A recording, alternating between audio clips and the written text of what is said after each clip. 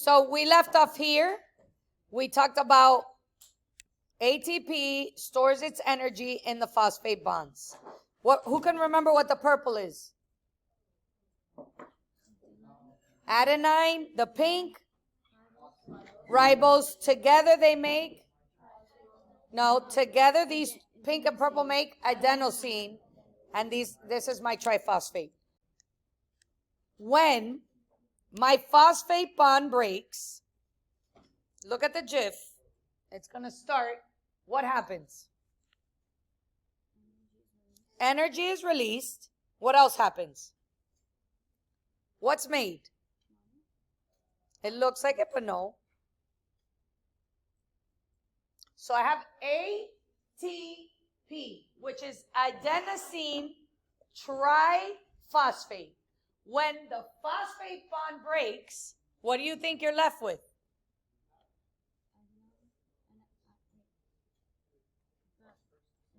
You have a phosphorus alone. I'll accept that. It's really a phosphate, okay? It looks like it's a phosphorus, but it's actually a phosphate.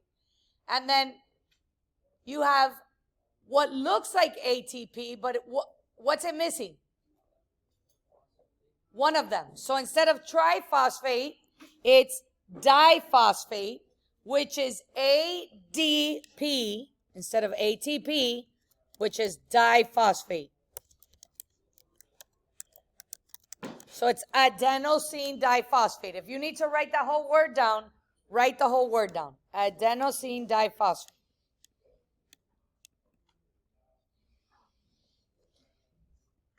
All right, so here is the diagram. One of the first things you're going to be responsible for on the test is identifying what an ATP molecule looks like, identifying how energy is released from stored energy in ATP, okay? And then we're going to look at how that molecule is made in a step-by-step chemical reaction that's happening in your body. Yes? Oh, what is the molecule on the left called? The whole molecule. ATP. What does that stand for?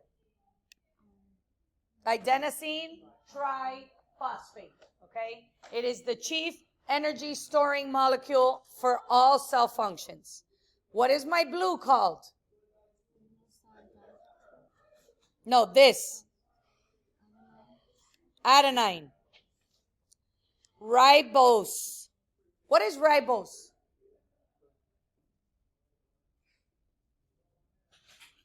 Remember I told you to remember it as a 5-carbon sugar. No Chan, but Chan will be here. So yes, my adenosine triphosphate is made up of carbon, hydrogen, oxygen, nitrogen, and phosphorus, okay? So then we've got my triphosphate. Thank you. Right here, triphosphate. You could write that down, triphosphate. Now, what do we call this again, right here?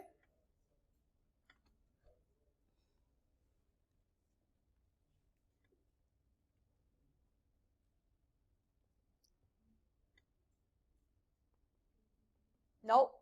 ATP would be, if I circle the whole thing.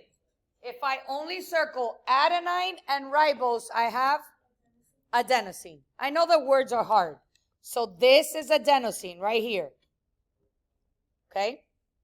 The whole thing is adenosine triphosphate, or ATP. This is adenine, this is ribose, this is triphosphate. Okay? Now what is this whole thing? Right here. ADP. And if you know what ATP is, the only difference is it has 2 phosphates. So it has my adenine, it has my ribose, but it has 2 phosphates. Because when ATP's last phosphate bond breaks, energy is released, phosphate is floating around your cells or your body, and ADP forms. Eventually, that ADP is going to combine with the phosphate and form ATP again. So it's a constant break, come together, break, come together.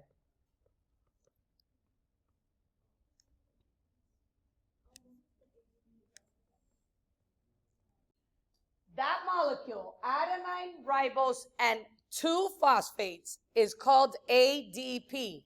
Adenosine di. Di stands for 2 phosphate. Di could be 2, bi could be 2, co can be 2, right? This is adenosine diphosphate. If you have a free-floating phosphate and energy being released in a diagram, it is because ATP's 3rd phosphate bond broke and released energy, and that's what forms, okay? All of this happens in a process called cellular respiration, which is what the majority of this unit is going to be about. And we'll start learning about cellular respiration today. What is this, people, right here? What do we know the mitochondria does? It's the powerhouse of the cell that makes energy, and the energy that's being made is called ATP, okay?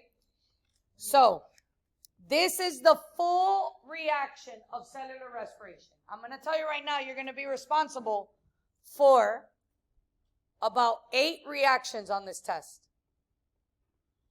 And reactions always have reactants, which are what you need, and products, which is what you make.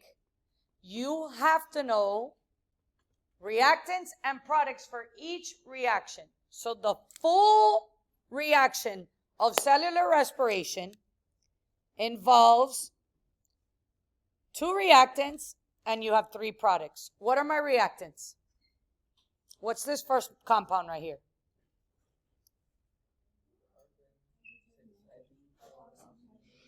It's a carbohydrate. I like that you said that. For every 1 carbon, there's 2 hydrogens.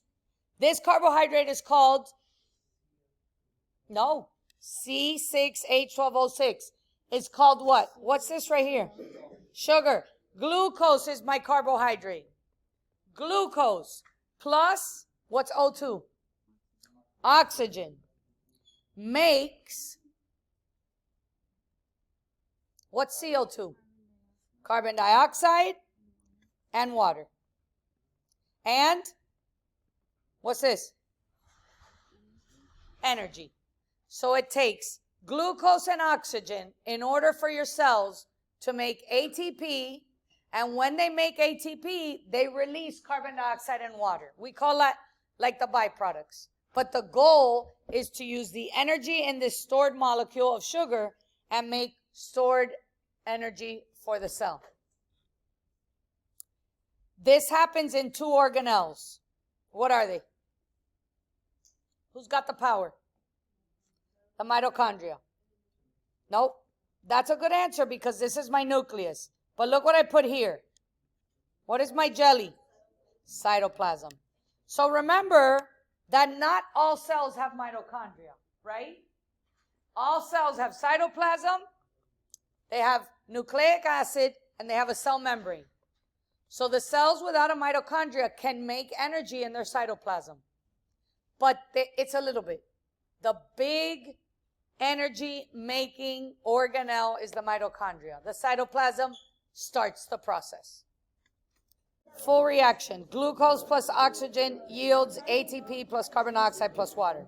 Reactants are glucose and oxygen. Products are what's made, which is ATP, CO2, and water.